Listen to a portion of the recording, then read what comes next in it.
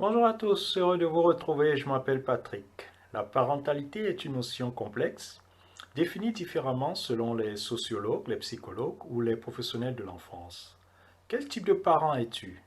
Es-tu dans l'approche classique ou dans l'approche positive? Nous explorons cet univers complexe de la relation entre parents et enfants.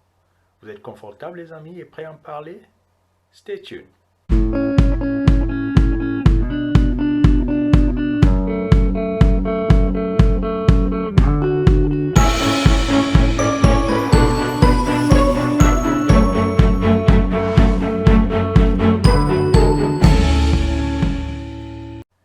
Merci de nous rejoindre.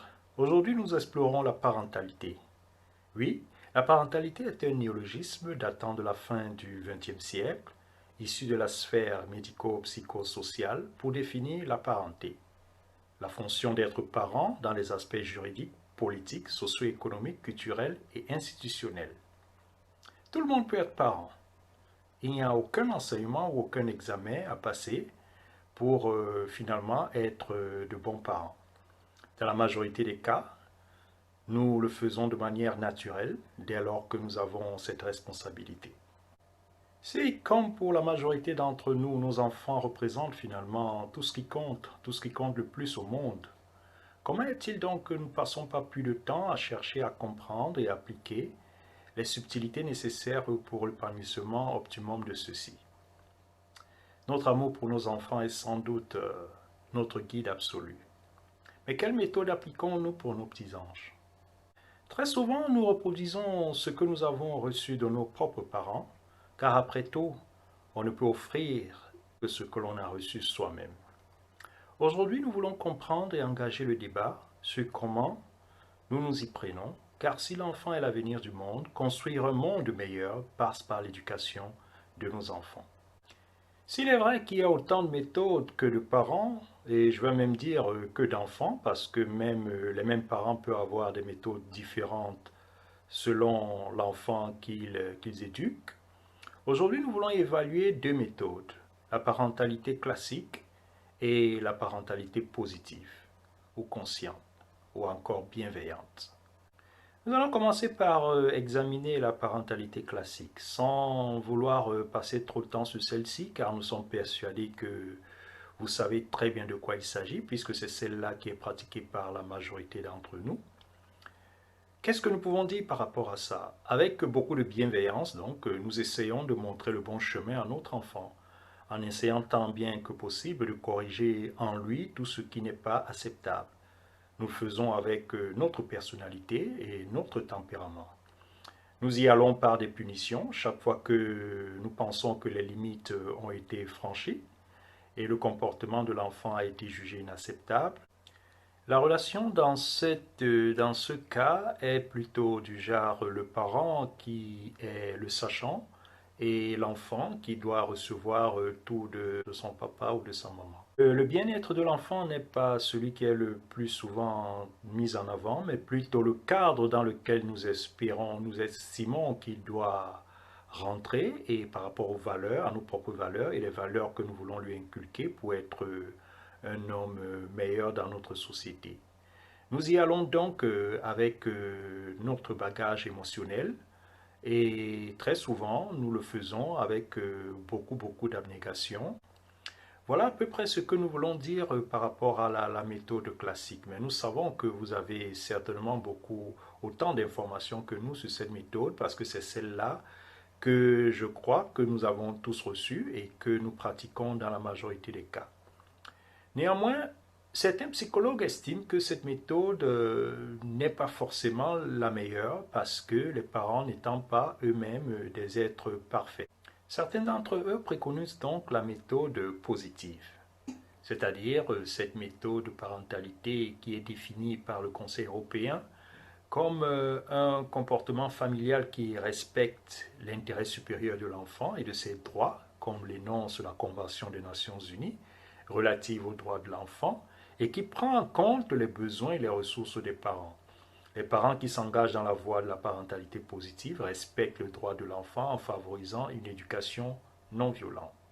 Voilà un peu comment est-ce qu'on peut définir l'éducation positive. L'éducation bienveillante est un outil formidable d'après les psychologues parce qu'il permet aux parents de se concentrer sur leurs propres émotions.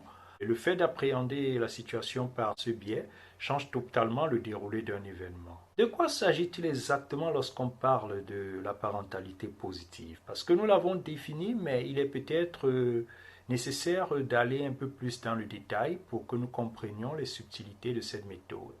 Alors très rapidement, dans cette méthode, il est préconisé de dire quoi faire à l'enfant plutôt que d'interdire, afin de faire réfléchir notre enfant.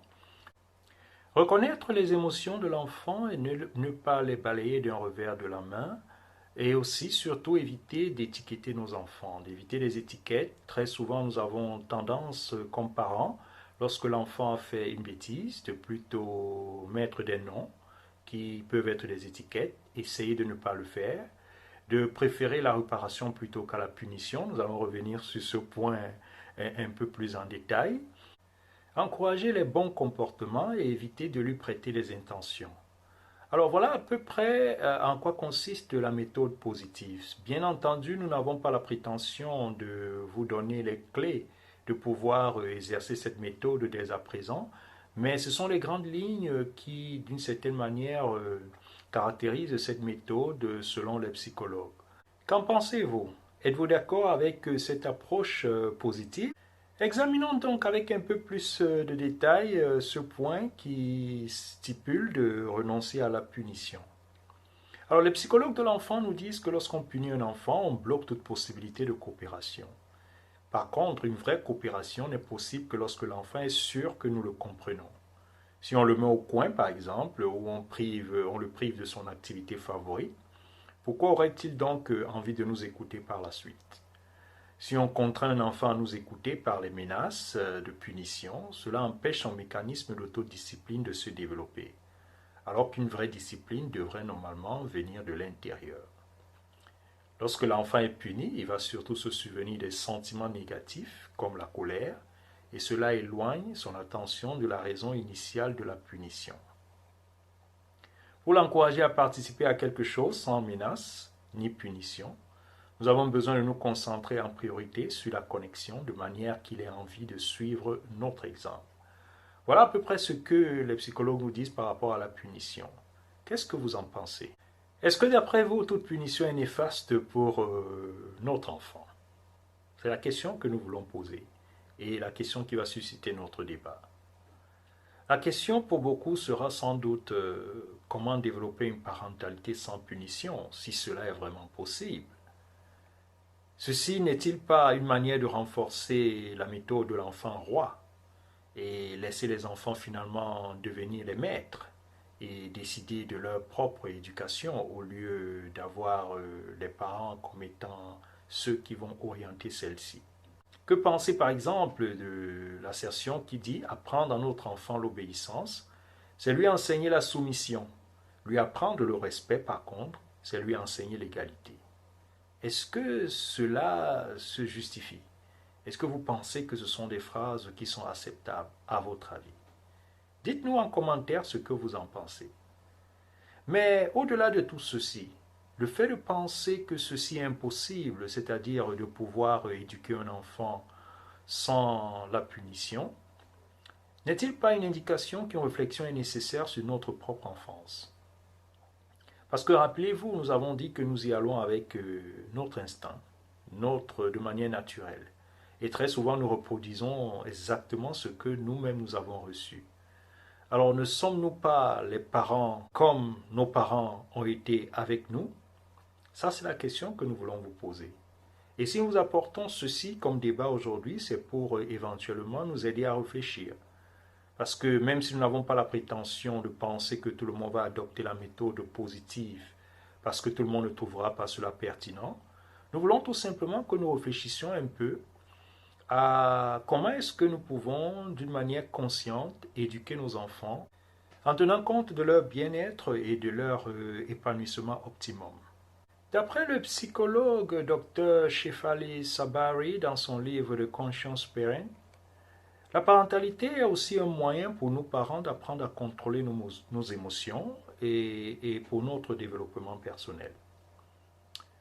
Il suffit d'être présent et considérer son enfant comme un partenaire d'après lui. Et sortir de la logique hiérarchique en sachant que nous ne pouvons pas tout apporter à notre enfant et que d'ailleurs, parfois, dans cette relation, c'est nous qui gagnons plus et qui apportons moins à notre enfant que ce que lui, il nous apporte. Que pensez-vous de tout ceci? Avons-nous tendance à tout contrôler et ne pas tenir compte des sentiments de nos enfants? Voilà aussi notre question. Combien de fois, pensant bien faire, nous nous opposons catégoriquement à la volonté de nos enfants, en leur imposant une attitude ou une action, alors qu'ils nous disent pourtant le contraire? Tenons-nous véritablement compte de leurs désirs profonds pour les aider dans leurs orientations, par exemple, les orientations de vie? Ou alors avons-nous tendance à les orienter dans des choix qui étaient peut-être les nôtres, mais que nous n'avons pas pu accomplir? Voilà des questions que nous devons nous poser. Éduquer, ce n'est pas faire d'un enfant ce qu'on a envie qu'il soit, mais faire de lui ce qu'il est de mieux. La difficulté, néanmoins, c'est que parfois on ne sait plus où est la limite entre la parentalité bienveillante et l'éducation laxiste. On a envie d'être doux avec nos enfants, d'être à leur écoute, mais être permissif nous aide pas et cela n'aide pas nos enfants non plus. En plus, à force de laisser faire les choses, et là nous revenons sur le point où nous parlons de ne pas punir les enfants, on finit souvent par craquer à la force des choses si les enfants continuent à répéter et à refaire les mêmes erreurs et ne pas écouter. Lorsque les limites sont claires et elles sont bien définies, elles sont magiques, car elles aident les enfants à comprendre cette relation entre eux et nous, et aussi avec le monde qui les entoure. Quoi qu'il en soit, ayons en conscience la dynamique positive pour nous réévaluer avec humilité, dans le but d'offrir à nos petits anges le meilleur pour leur épanouissement. Essayons par ces méthodes de sortir aussi de certaines émotions qui sont peut-être dues à notre petite enfance aussi, à l'éducation que nous-mêmes avons reçue de nos parents, de certaines blessures qui peuvent être restées en nous, et essayons de ne pas forcément les reproduire. Néanmoins, la question demeure, est-il pertinent d'éduquer les enfants sans la punition? Alors pour finir et pour illustrer le type de parents que vous êtes, nous allons vous donner 3 options. La première option, lorsqu'un enfant fait une bêtise, vous menacez et vous punissez. Ça, c'est un parent qu'on peut considérer comme étant autoritaire. La deuxième option, c'est que vous laissez faire sans rien lui dire. Là, on parlera plutôt d'un parent laxiste. Il y a une troisième option, et c'est peut-être celle-là qui est celle de la sagesse. Vous fixez les limites, mais vous les fixez avec empathie, afin que l'enfant comprenne exactement quelles sont les limites. Et ça, c'est peut-être le parent bienveillant. Qu'en pensez-vous? Apprendre le respect à notre enfant, c'est d'abord le respecter. Merci de liker, partager et s'abonner. Sur ce les amis, et jusqu'à la prochaine, take care.